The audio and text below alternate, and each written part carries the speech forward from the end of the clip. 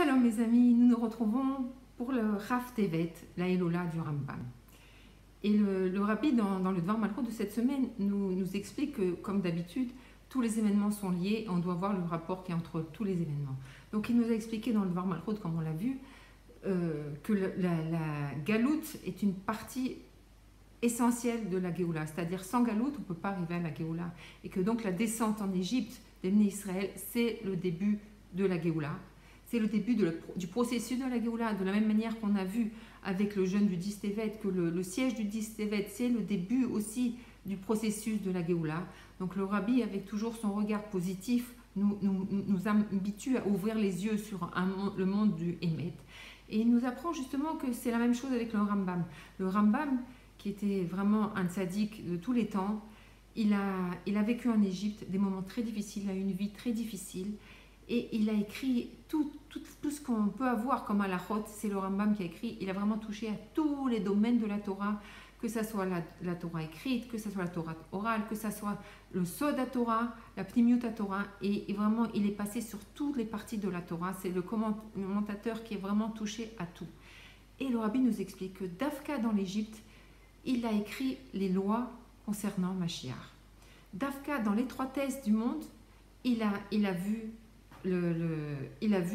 nous a donné les halachot de Mashiach. Et donc c'est ça le rapport qu'il y a avec la parashat Shemot et le Dvar Malchut de cette semaine. Et pour comprendre un petit peu mieux le message de ce Dvar Malchut, c'est d'ailleurs un exemple que le Rav Rothenstein donne. Il nous dit que si une femme elle souffrait les souffrances de la grossesse avec les nausées, les manières de se sentir mal, mais elle ne sait pas qu'elle est enceinte. Elle a des douleurs, elle se sent mal, elle a des nausées. Alors qu'est-ce qu'elle va penser, cette femme? À quoi sert? C'est quoi cette vie? C'est une horreur. Mais si on lui dit, mais tu sais, tout ça, tu vas avoir un enfant, alors tout va changer. En un instant, tout va changer. Et c'est exactement le même processus de la galoute et de la Géoula. Si on ne sait pas que toutes nos souffrances qu'on vit en ce moment, que toutes nos générations ont vécu, c'est les souffrances de l'enfantement de Mashiach, alors on souffre, on ne comprend pas, on refuse, on n'accepte pas. Maintenant, si on comprend que toutes ces souffrances, c'est pour arriver à la naissance de Mashiach, à la Géoula, alors on ne vit pas les choses de la même manière. Et c'est exactement ce que le Rambam, dans sa souffrance de Mitzrayim, il a vu la Géoula, il a vu que c'était un processus pour la Géoula. Il y a aussi un point très important que le Rabbi nous donne dans ce Dvar Malchut. Il nous raconte l'histoire avec Rabbi Eliezer ben Azaria, qui a dit « Ani ke ben shivim ». Il insiste sur Keben Shivim, que le fait, il n'avait pas vraiment 70 ans, mais il paraissait comme 70 ans. Et il nous explique toute l'importance du chiffre 70, que le 70, c'est la shlemut de toutes les midot. C'est arriver à une shlemut. Quand on arrive à 70, on arrive c'est-à-dire qu'on a rectifié, on a toutes nos midot, et on a la perfection de nos midot, puisque 7 multiplié par 10, on sait que 10 c'est le chiffre de la perfection, et c'est le 7 de nos midot. Donc 70, ça arrive à la perfection de nos midot.